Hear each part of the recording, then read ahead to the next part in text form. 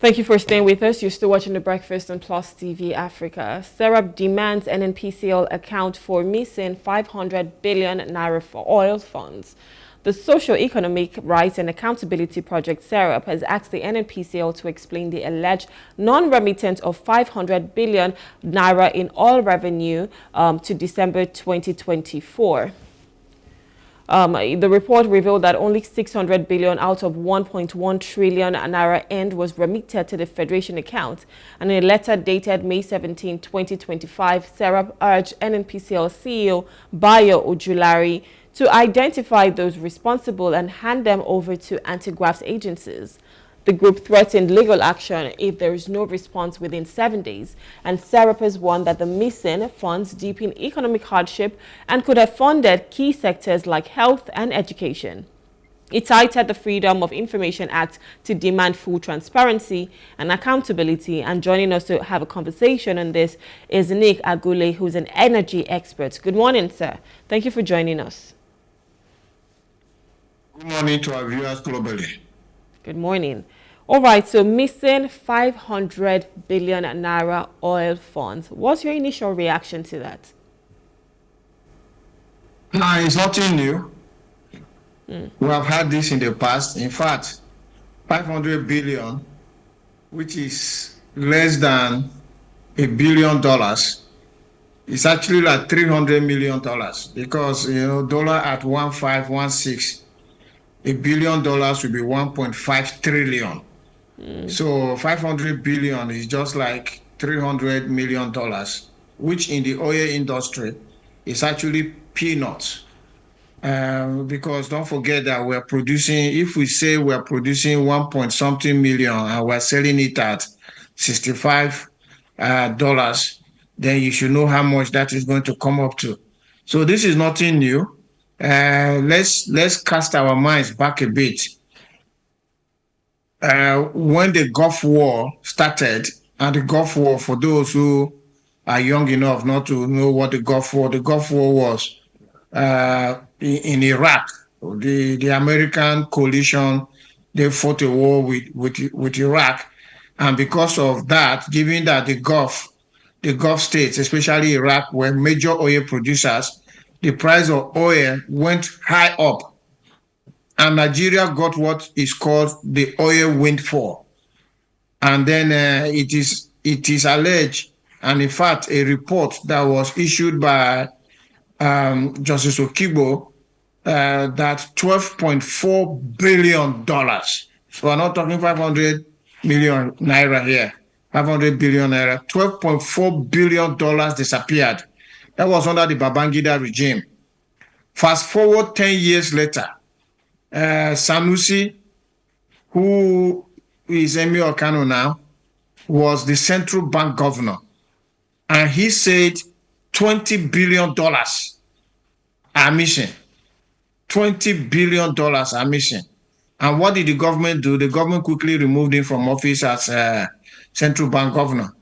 So on and on to 2025, we're still talking about missing oil revenue. So my first reaction is that this is not new.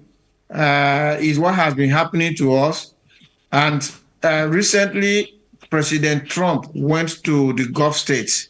So he went to Saudi Arabia, and then went to Qatar, and then went to UAE, where you have Dubai. And those who were watching the pictures of his visit can see how much developed those countries are, the quality of the infrastructure. Even Donald Trump himself was very quick to say, oh, this is a beautiful place, beautiful place. Why is that? Because they used their oil revenues to develop their countries. And for them, they have only oil. We have oil plus other things. And look at the state of our country. So if truly the oil monies were not being stolen, we should have been developed even far better than the Gulf states are. The fact that we're not developed even to 10% levels or where they are shows that our oil revenues have not done anything for us. Yeah, I remember there was a story that said, I think there was a crude There was some crude oil on the high sea, whatever the case might be, and they burnt out. They said it was stolen crude, and they actually burnt out the vessel. And you're wondering, why? And the World Bank obviously has made the report that NNPCL is definitely not transparent. And so we don't even know how much we make for crude. We don't know how much, it's being sold for. We don't even know till when it's being sold for, because it's been said that we'll mortgage our crude. Now, with that being said, how can you talk about the implications of this kind of revenue leakage? Because these are monies that could be used for a lot of things. And just like SERAP has said, it could be invested into the health sector, the education sector. There are so many issues that we have in Nigeria that needs to be fixed. And if we keep seeing this revenue go out, what's the implication of this if this happens over time? Well, it has happened over time. If it The first time continues to Nigeria happen. found oil, yes, the first time Nigeria found oil was in 1956. That's when many of us, more than half of Nigerians, were not even born yet. And we've produced oil from 1956 to 2025 without a break. Every day we produce oil. The only thing is that it's about the quantity that we are producing. But never has ever been a time that from 1956 to date that we've produced 0 barrels of crude oil per day. So we've been producing oil every day. And if the oil revenues were being accounted for and were being used judiciously to build Nigeria, we will have a different country today. But you see, one of the biggest problems in the oil industry is a company called the Nigerian National Petroleum Company Limited. So the NNPCL, as a government-owned and government-operated company, has been the one that has been saddled with the responsibility of managing Nigerian oil sector, not as a regulator, but as a business. And the NNPCL has over the time been an opaque organization, that is shrouded in secrecy. Up until 2022, nobody even ever had a sneak peek view of NNPCL's accounts. If you go to NNPCL's website today, you will see accounts for 2022 and 2023.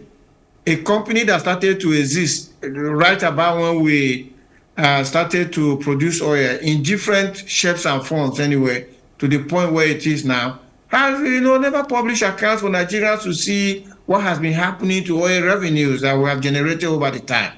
So if President Tinubu is interested in reforms in the oil sector, one of the first things we need to do is to wean the NNPCL off Nigeria's oil production.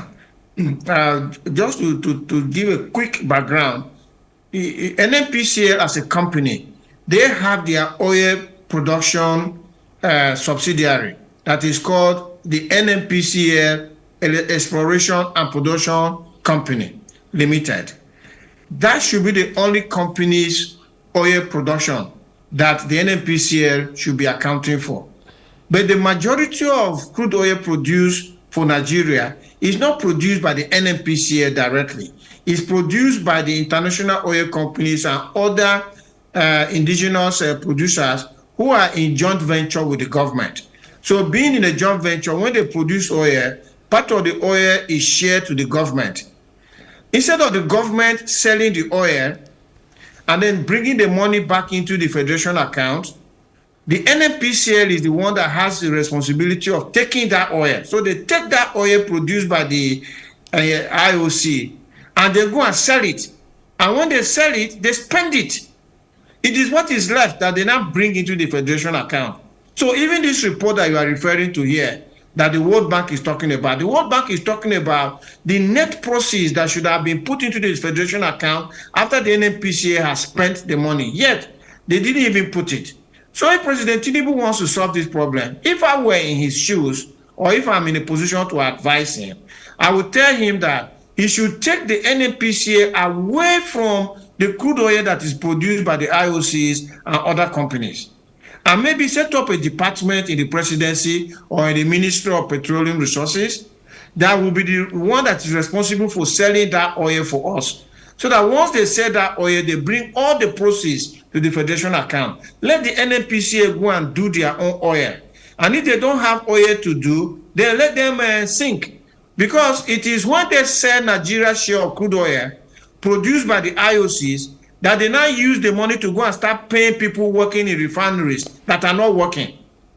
You know that the refineries have not worked for like 20 years or more, and people are being paid every day in those refineries.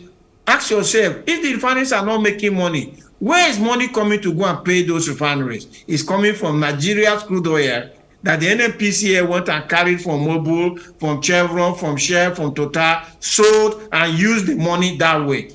So these are the areas that President Tinubu need to go to. And of course, you also have the production sharing contracts, where when they produce crude oil, again, NNPCL is the one that goes to lift that crude oil and sells it and then spends the money. Who does that? You know, so if I were President Tinubu, or like I said, if I'm in a position to advise him, one of the first things I would do is that I would say, NNPCL, you're a company, you have your own rigs, you have your own oil wells, please go and face your business. If you produce oil, enjoy it. If you don't produce it, then that's your own. Nigeria's crude oil that is produced by IOCs, I'm taking it away from you. I will hand it over to this department who will sell it and bring the money and bank it for us intact. This is what is going to solve all these shenanigans that have been happening for so long. So what mechanisms do you think currently exist? Because I know we have the EFCC, because if you're hearing of missing funds, that money came out from somewhere, and that's money that is supposed to be used for the masses, right? So what would you think should happen in this case now, when we need some level of accountability and transparency with the NNPCL, and they're not giving that to us? And of course, SERAP, who is the CSO, is coming out to say, you know what, we're demanding this and we give you 7 days. But for the masses, for the people, how do we ensure that? Because people that are up there, they still work for us. They work for the citizens. So how do we ensure that they give us that level of accountability and transparency that is required? So in risk management, there are two things. There is what you call a control. So a control is something that you put in place to stop the risk from happening in the first place, so that it doesn't even happen. And then you have what you call a contingency, which is what do you now do if the risk should happen. So for me, we should be focused on controls, stopping this thing from even happening in the first place. Because you know what? If you allow it to happen, like we're talking about 500 billion now, the people that have this 500 billion in their hands, they are going to use that 500 billion to fight whatever it is that you want to use to come against them. Even that EFCC, are they clean? You understand? Let's not forget that since we set up EFCC under the Obasanjo government, every single head of the EFCC has been sacked. It's a record. I mean, people should contradict me. We have been here all this while. Every single EFCC boss from the Obasanjo days to now has been sacked for corruption. That is an agency we set up to fight corruption. So you can see how the fight is fertile when the thing has already happened. So we just have to stop it from happening. And for me, I gave President Tinubu a free consultancy to point his eyes to where the real issue is coming from. And the real issue is coming from NNPCL lifting Nigeria's crude oil that is being produced not by the NNPCL, but by other oil companies operating in Nigeria. Why would the NNPCL be allowed to do that? I mean, why would the NNPCL, as a government-owned company with its own oil production department, refuse to produce oil, refuse to refine oil, and they are not feeding fat on Nigeria crude oil that could have been sold and used in developing Nigeria?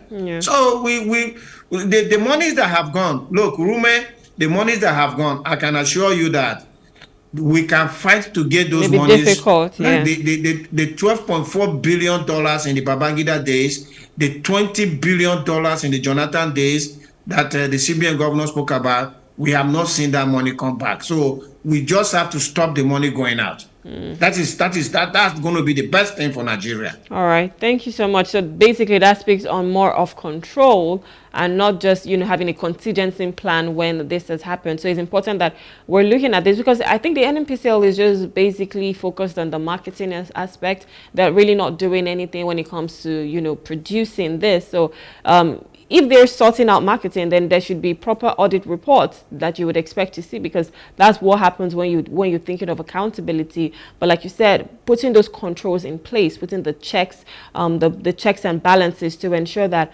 our monies are not being stolen, because these are monies that would actually help every single Nigerian. But look at where we are now. Anyways, this is how much we can take on this segment right now. Nick, we want to say thank you for coming. It's always a pleasure having you. Thank you for your time this morning. You, Roman, have a nice day. You too, sir. Right, we've been speaking with Nick Agule. He's an energy expert, and we've just been looking at the fact that SERAP has demanded the NNPCL account for missing 500 billion naira oil funds. Well, anyways, this is how much we can take on the entire breakfast show this morning. Thank you so much for having the breakfast with me. My name is Rome Paulson. I'll see you again tomorrow. Have a wonderful day. Good morning.